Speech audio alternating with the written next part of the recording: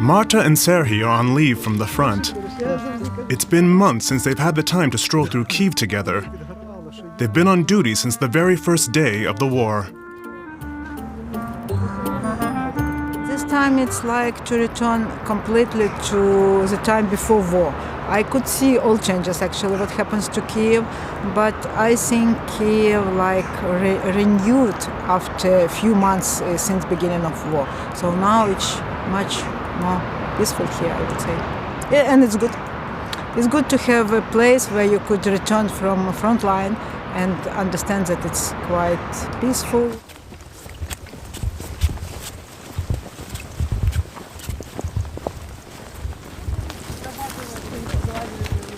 We first met the couple a few weeks before Russia's full-scale invasion.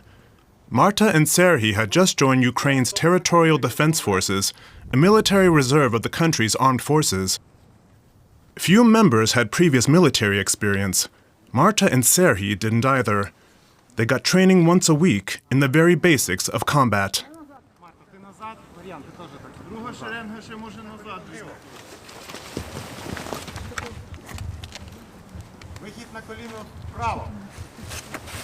All the stuff that you could just see on the movies or on the documentaries, you know, they seem very simple, but in general, when you started to do it, it's quite difficult because you need to know how to do it correctly, not to be in danger for yourself and for your colleagues. So it's quite important skills. Very basic, but very important skills. At that time, the Territorial Defense Forces were intended to support the military in case of war, but mainly behind the front lines, at checkpoints, for instance. A year ago, nobody knew whether or not Russia would actually invade, but if war did come, Marta knew she wanted to be prepared. It's difficult to explain to foreigners why we are exactly know what to expect from Russia, but it happens in our history many, many times when they just physically destroy all roots of Ukrainians. Marta did not consider herself the adventurous type.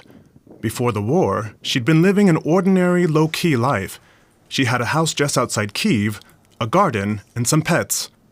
After studying medicine, Marta was supervising studies for international pharmaceutical companies from home, but she sensed that the tranquility wouldn't last. It's almost impossible to imagine what will happen if I have to leave it, if I have to just fight and it will be destroyed. It could happen. I'm trying to be ready for this because it's still, how to say, definitely I don't want to preserve this on the price of being live under occupation.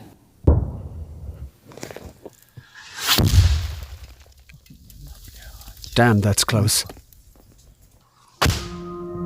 War came much faster than expected.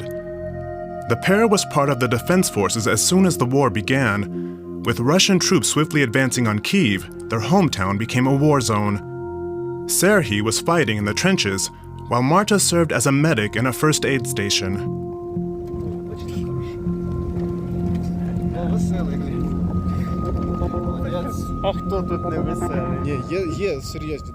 These days, the Territorial Defense Forces no longer stay well behind the front lines. They become active combat units and are deployed to some of the most perilous sections of the front.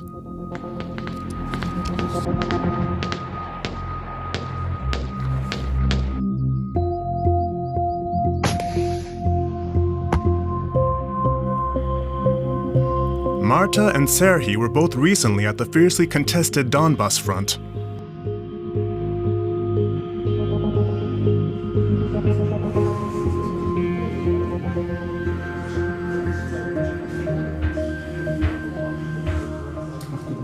I am still afraid of anything because Serhii is a little bit, not a little bit, he is far more advanced in this. I am still afraid, but what already happens when I know that I have to go there, you know, I just could go. Otherwise, I would never go there.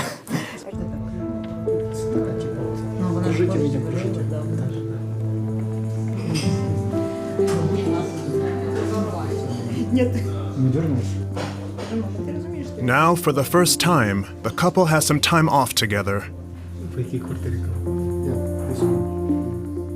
Honestly, I was not really optimistic on the first months of war. I had feeling that we're losing each minute.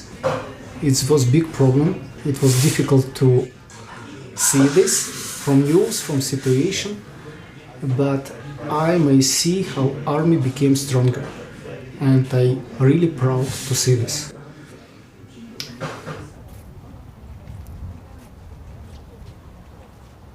But as they walk around their hometown, which for now is more or less peaceful, they come across reminders of the war.